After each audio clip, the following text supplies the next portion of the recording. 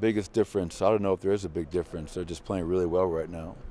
They're 12-3 in the last 15 games, and they've had great success with their current lineup, which is the same lineup we saw in the Western Conference Finals. Obviously you know what you get with LeBron. He's just a marvel to do what he's doing at this stage of his career. Anthony Davis, and I think Austin Reeves is a hell of a player. Rui, I think D'Angelo Russell is like the X factor for that team. When he plays well, I think he elevates that team to a completely different level. So, as I've told our players, and I know the common narrative is, wow, the Nuggets have beaten them 8 straight times. And as Nicola said, as I've said, all of our players have said, that's all in the past. This is a new challenge, new season, and we'll be ready tomorrow night in front of a great crowd here at Ball Arena. You guys were able to make Russell kind of a non-factor in that series last year. What are kind of the keys to targeting him at the defensive end and then to slowing him down on the offensive end? He's been shooting the ball really well lately. Yeah, I'm not gonna get into what we're gonna do. So he's a hell of a player, and we're just gonna have to be locked in. Michael, forgive the random and potentially dumb question, but are you ever... Never potentially dumb. There's no dumb questions. I learned that in kindergarten. Okay, well, keep that in mind. Are you ever impressed with the overnight crew's ability to get this place flipped from an Avalanche game last night to have it ready for you guys in the morning as we get into this busy season where it's going to flip quite a bit during the playoffs? It's their job. I'm kidding, man. Yeah. Of course, man. That means these people are here late at night. I mean, the Avs had their, I think, final home game of the regular season last night. Big win for them as they start the playoffs on the road. And then those guys putting in late hours, the graveyard shift, and turning it from obviously ice down into a basketball court down. So we appreciate everybody that's associated with this arena, all of our teams under the KSC umbrella. There's a lot of hard work that no one ever sees. Not just those people, but throughout the entire organization. So we are very appreciative of their hard work and commitment to helping us out in any way. Not a dumb question. Mm-hmm. Have you talked to anybody about the challenge of repeating in the coaching circles or executives or even players? My father was on a staff with Chuck Daly, and when they won back-to-back championships and the Bad Boys back in the day.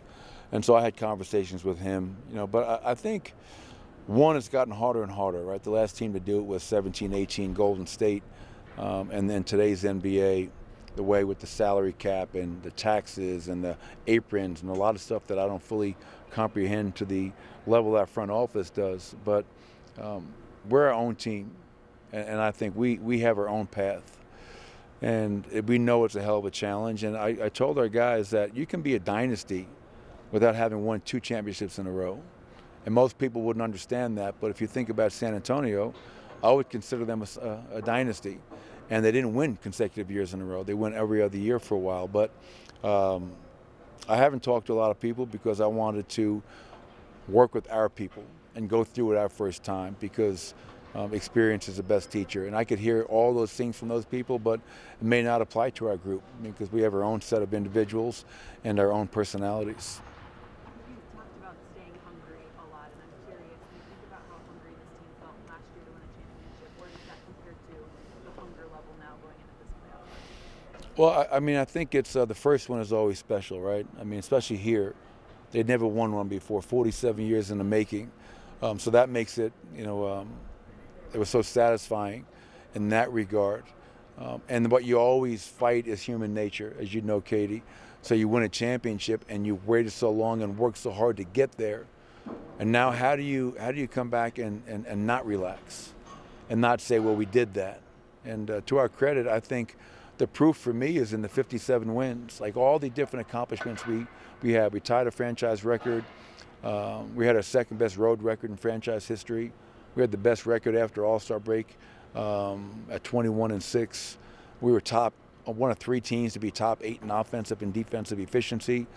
We were one of the best clutch teams in the NBA. So that shows me, the reason I give you all that is because that shows to me that our group was not satisfied. We didn't come into this season thinking we could just turn it on to the playoffs. I mean, we lost 2 games to teams below 500. So that to me shows a group that has been committed not just for now, the playoffs, but the entirety of an 82-game season, which is a big challenge. So very, very proud of our group for having the appropriate mindset all season long. Christian Braun talked about what he felt expectations were of him going into the playoffs, and he said, really, they don't ask a lot. Just be a pest, play hard, be gritty. Is that what you need from him coming off the bench in this postseason?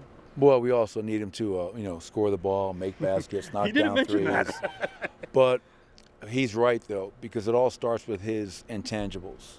And that's what I'm always talking to him about, is coming in the game, being tough, being physical, being aggressive, running the floor, attacking, having an attack mindset, defending. He's going to have a chance to guard a lot of different guys in this series, and just using all of his natural abilities to go out there. So if he goes 0 for 4 from 3, I don't care about that.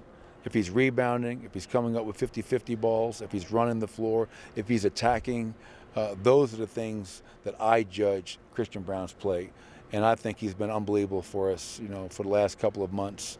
And I'm expecting him to just build on what he was able to do for us last year in the playoffs. You hear the expression a lot, show great players different looks. Portland said, who knows how many times about LeBron? I never heard that before. Yeah, crazy, right? How do you know as a coach what buttons to push, when to play things, when not to play things? And did you have a moment in your career where you, I guess, better learned that skill?